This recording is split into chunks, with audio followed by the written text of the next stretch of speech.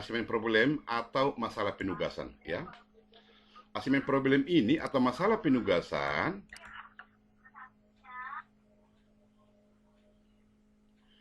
yaitu bagaimana mengoptimalkan sumber daya dengan tugas yang diembannya apakah efisien atau tidak.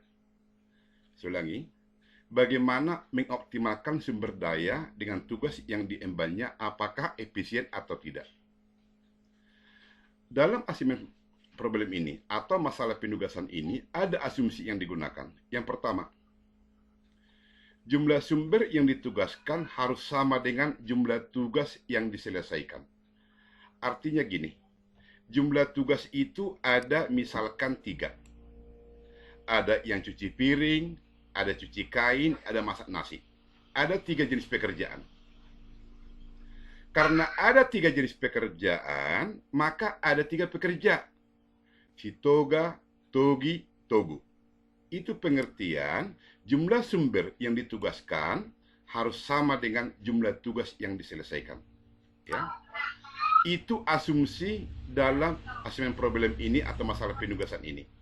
Kemudian asumsi yang kedua, setiap sumber harus ditugaskan untuk satu tugas. Jadi, Reni Novita itu tidak bisa dia nyuci piring sama nyuci kain. Monica itu tidak bisa nyuci kain sama masak nasi, tidak bisa. Jadi, satu orang, satu tugas.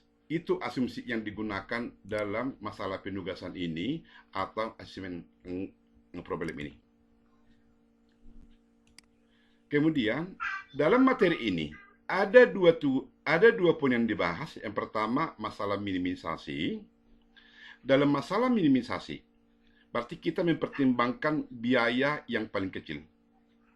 Kemudian, yang kedua yang kita bahas, masalah maksimasi. Dalam masalah maksimasi... Tolong HP ayah dong, buat moto. Pak Effendi. Pak Effendi. Oke. Kemudian masalah maksimasi. Masalah maksimasi ini jika berhubungan dengan keuntungan. Kedua poin inilah yang kita bahas hari ini. Nah, sekarang kita masuk dulu kepada masalah minimisasi. Jika berbicara masalah minimisasi, itu berbicara dengan biaya yang paling minimum. Maka dengan demikian, matriks biaya penugasan untuk masing-masing jenis pekerjaan dibuat seperti ini. Inilah yang disebut dengan matriks penugasan. Dalam matriks penugasan ini, di sini ada P. P ini adalah pekerja. Pekerja si A, pekerja B, pekerja C, pekerja D. Kemudian di sini ada jenis pekerjaan. Jenis pekerjaan pertama, jenis pekerjaan kedua, jenis pekerjaan ketiga, jenis pekerjaan yang keempat. Jadi dari hal ini, ada 4 pekerja dengan 4 jenis pekerjaan. Jadi memenuhi asumsi yang di atas. Kemudian angka yang di sini. Angka ini menunjukkan gaji, pendapatan yang diterima oleh pekerja A jika dia mengerjakan jenis pekerjaan pertama. A itu memperoleh gaji Rp15. Tapi jika A mengerjakan pekerjaan yang kedua, dia akan memperoleh pendapatan atau gaji Rp20. Atau jika C itu mengerjakan pekerjaan nomor 4, dia akan dapat gaji sebesar 20. Jadi, tabel ini disebut dengan matriks biaya penugasan. Ya, ini pertama. Jadi, angka yang di sini semua menunjukkan biaya, ya, atau gaji. Maka dengan demikian, setelah kita dapat matriks biaya penugasan, maka langkah berikutnya,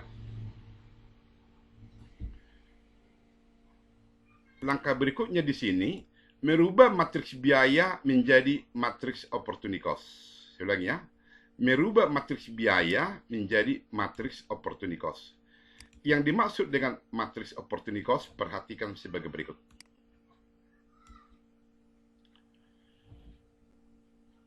Ini tadi matriks yang di atas ya. Nah, sekarang perhatikan di sini, dulu. Perhatikan masing-masing baris. Baris ini, baris ini, baris ini. Kemudian lihat biaya paling kecil. Pada baris ini, biaya paling kecil itu berapa? 15. Pada baris ini, biaya paling kecil berapa? 14. Pada baris ini, biaya paling kecil itu 20. Di sini, biaya paling kecil ini 16. Jadi, pada matriks biaya ini, kita lihat pertama-tama ya biaya yang paling kecil.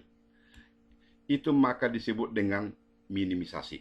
Karena kita melihat biaya paling kecil. Setelah kita melihat biaya paling kecil, yaitu 15 di sini, 14, 20, 16.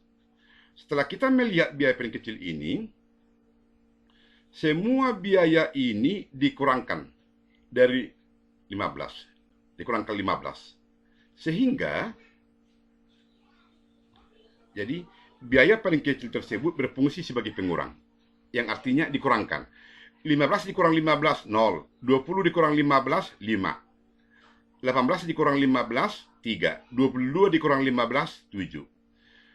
14 dikurang 14, 0. 16 dikurang 14, 2. 21 dikurang 14, 7. 17 dikurang 14, 3. Dan seterusnya.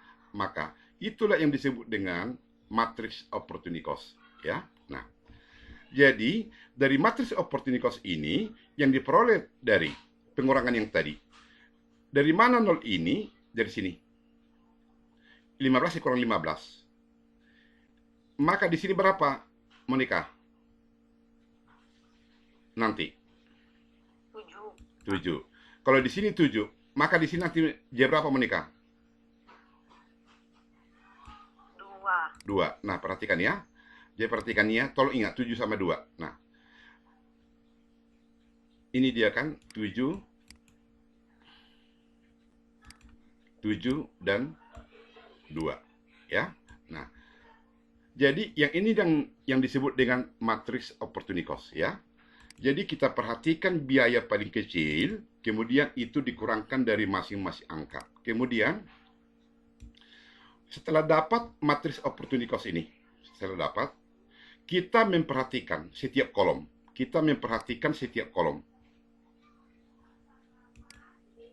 Apakah masih ada kolom yang belum memiliki nilai 0? Di sini sudah ada angka 0. Di sini sudah ada angka 0. Pada kolom ini belum ada angka 0. Pada kolom ini sudah ada angka 0. Ya. Mengapa harus dicari angka 0? Itulah salah satu syarat untuk menguji apakah sudah optimal atau belum. Jadi di sini masih ada kolom yang belum memiliki angka 0, yaitu kolom ketiga. Jika ada kolom seperti ini, maka perhatikan pada kolom di sini. Angka yang paling kecil. Angka paling kecil berapa di sini? 2. Maka 2 ini digunakan sebagai pengurang. 2 dikurang 2, 0. 3 dikurang 2, 1. 7 dikurang 2, 5. 3 dikurang 2, 1. Nah, ini yang disebut dengan, jadi angka tersebut berfungsi sebagai pengurang untuk angka kolom tersebut. Sehingga jika ini matriks opportunity cost, maka ini yang disebut dengan matriks total opportunity cost. Yang dimaksud dengan matriks total opportunity cost, semua sudah memiliki angka 0, baik baris ataupun kolom, ya. Yaitu semua sudah memiliki angka 0 pada kolom. Maka disebut dengan matriks total opportunity cost. Nah, jadi setelah semua memiliki angka 0 ini sudah ada, di sini sudah ada, di sini sudah ada, di sini sudah ada. Nah, maka ini yang disebut dengan, saya ulangi, matriks total opportunity cost. Sampai di sini masih bisa? Masih, Pak. Masih bisa, oke ya, bagus. Oke, Nah, sekarang jika masih bisa, sekarang ini yang perlu. Setelah kita sudah sampai kepada matriks total opportunity cost ini, maka kita masuk kepada uji optimal atau tes optimally, ya, dengan cara sebagai berikut. Perhatikan dulu redaksi kalimat ini ya. Tabel matriks total opportunity cost yang di atas tadi, ditarik garis vertikal. Tolong perhatikan ini. Ditarik garis vertikal seminimum. Sengaja saya buat warna merah ini. Sengaja saya buat warna merah, ya. Ditarik seminimum. Berarti paling sedikit ya. Maaf, ini enggak ada T ini. Dan garis horizontal. Jadi kalau jika garis horizontal tidak seminimum, yang vertikal yang seminimum, ya. Tetapi dapat memuat semua angka nol. Arti daripada redaksi ini, tolong perhatikan. Arti dari redaksi ini perhatikan. Arti dari redaksi ini, tolong perhatikan warna merah ini ya. Nah, perhatikan. Ini tadi tabel matriks total opportunity cost. Perhatikan, ya. Tarik garis dari atas. Nah, ini. Ini ditarik garis. Mengapa ditarik garis pada kolom ini? Karena dia melewati ada dua angka nol, ya. Ada dua angka nol. Jika di sini ditarik jadi garis tersebut melewati dua angka nol. Sementara garis warna biru ini hanya melewati satu angka nol.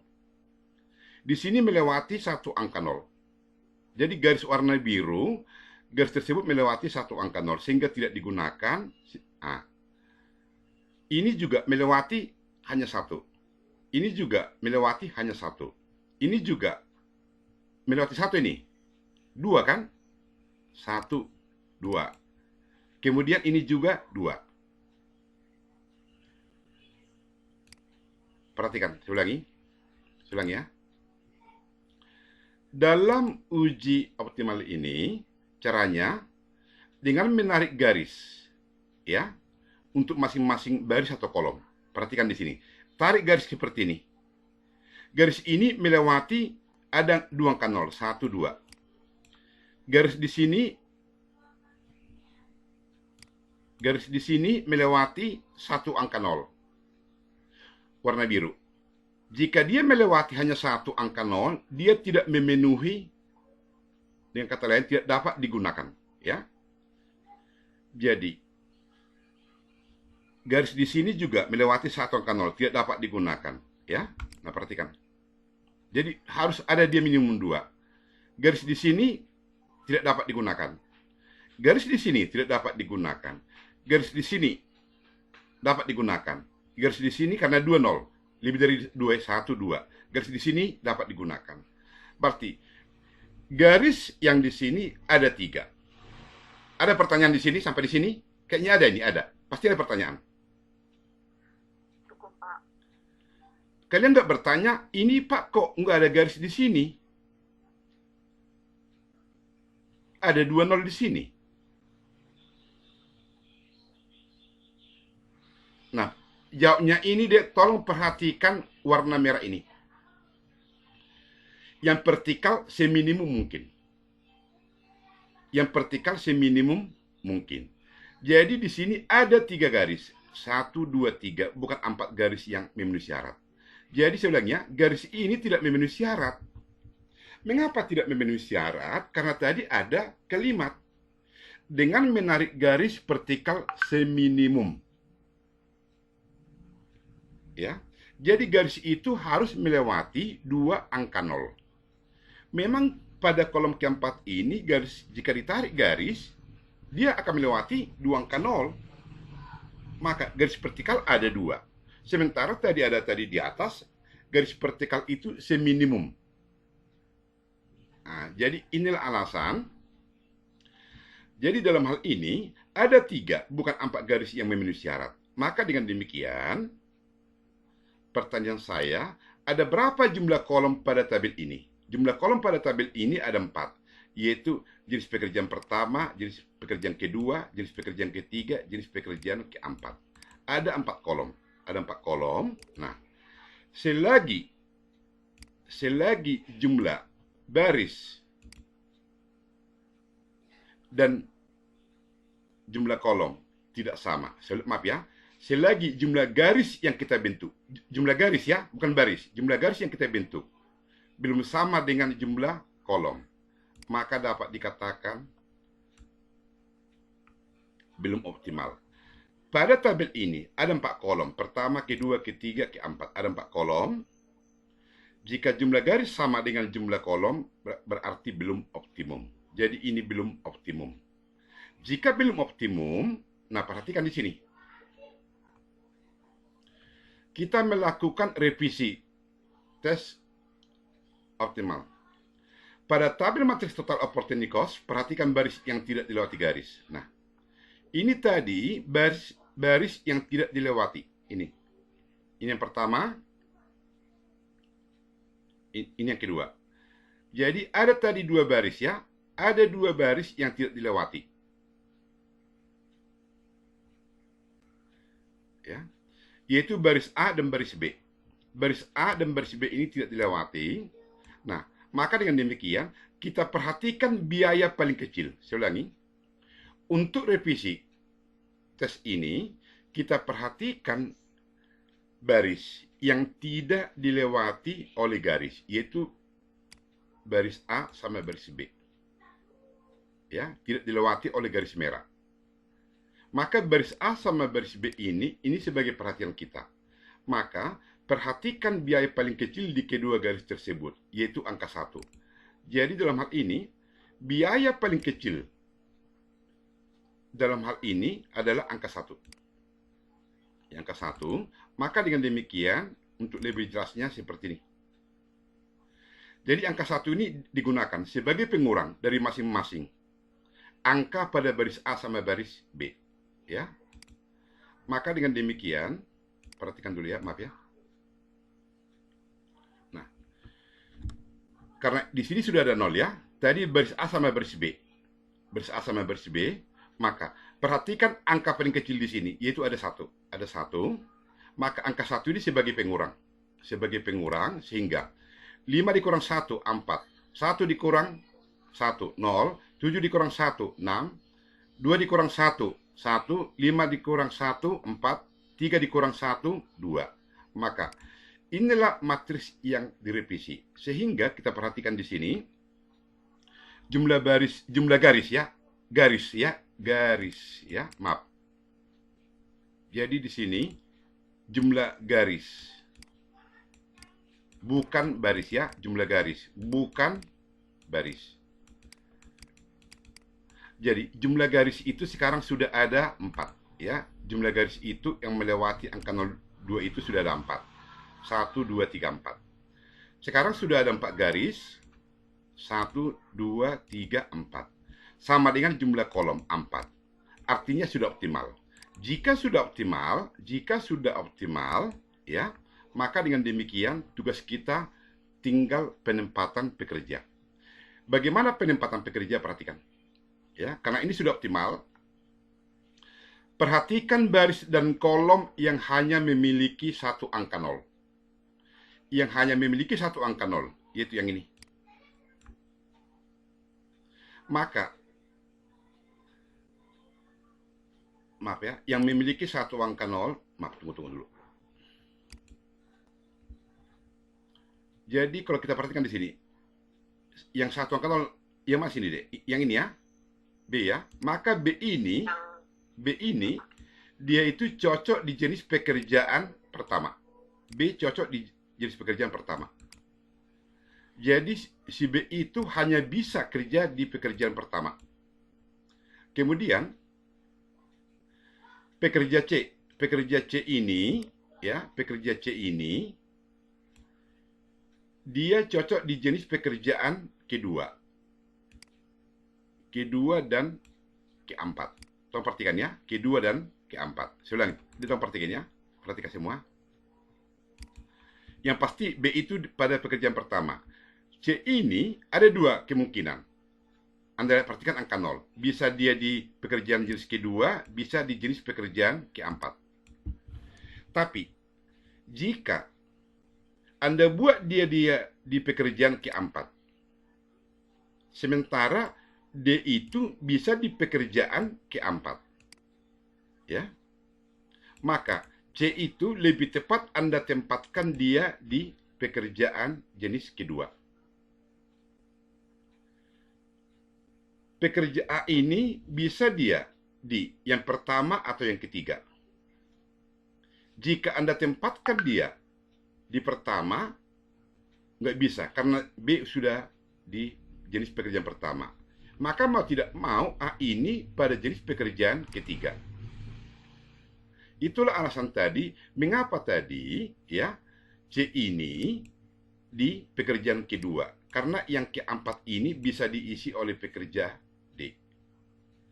Jadi dengan demikian, A itu bekerja di pekerjaan ketiga, B itu bekerja di pekerjaan pertama, C itu bekerja di pekerjaan kedua, D itu bekerja di pekerjaan keempat. Maka dengan demikian, jika si A tadi bekerja di pekerjaan ketiga, dia akan mendapat gaji Rp18 dari tabel biaya tadi, dan jika B di pekerjaan pertama, dia akan mendapat gaji 14. Jika C itu bekerja di pekerjaan kedua, dia akan mendapat gaji 20 dan seterusnya, sehingga total biaya yang paling minimum itu adalah Rp68, ya. Rp68. Dia tunggu ntar ya, tunggu ya. Dia tunggu dulu ya. Tunggu deh. Nah. Dia tunggu ya. Nah, sekarang biar sekaligus dulu ya. Itu masalah minimisasi. Jadi masalah minimisasi sudah, sekarang tunggu dulu ya masalah maksimisasi. Perbedaan masalah minimisasi sama maksimisasi cuma terletak pada angka yang dalam tabel itu persepsinya apa. Pada masalah maksimisasi, tabel matriks ini, angka ini menunjukkan tingkat keuntungan. Ya, jika si A kerja pada pekerjaan pertama, keuntungan yang dia berikan 10. Jika si B bekerja pada pekerjaan ketiga, tingkat keuntungan yang diberikan 9. Jika si C itu bekerja pada pekerjaan yang keempat, dia akan memberikan keuntungan sebesar 8. Nah, inilah perbedaan masalah minimisasi sama maksimisasi ya. Nah, jadi jika tadi masalah minimisasi, angka di sini yang paling kecil Anda perhatikan. Tapi dalam masalah maksimisasi, yang Anda perhatikan di sini adalah angka paling besar. Jadi P ini menunjukkan pekerja A, B, C, D, E. Kemudian JP ini menunjukkan jenis pekerjaan. Nah, maka dengan demikian, angka paling besar di sini berapa? 15. Ya, 15. Kemudian, tolong perhatikan dulu ya. Di sini yang paling besar 15. Di sini 10. Ya. Jika masalah minimisasi, Anda memperhatikan angka paling kecil. Dalam maksimasi, yang Anda perhatikan angka paling besar. Di sini 15. Tolong dulu perhatikan. Maka langkah pertama dalam masalah maksimasi adalah merubah matriks keuntungan menjadi matriks opportunity loss. Ya, kalau tadi matriks opportunity cost, sekarang matriks opportunity loss. Jika A ditugaskan pada pekerjaan kelima, dia menyumbangkan keuntungan sebanyak 15. Yang tadi ya. Jika A ditugaskan pada pekerjaan pertama, dia menyumbangkan keuntungan sebanyak 10. Selisih ini, ya, jadi ada sebesar Rp5. Ini yang disebut sebagai opportunity loss. Jika A ditugaskan pada pekerjaan kelima, dengan tidak bekerja pada pekerjaan pertama.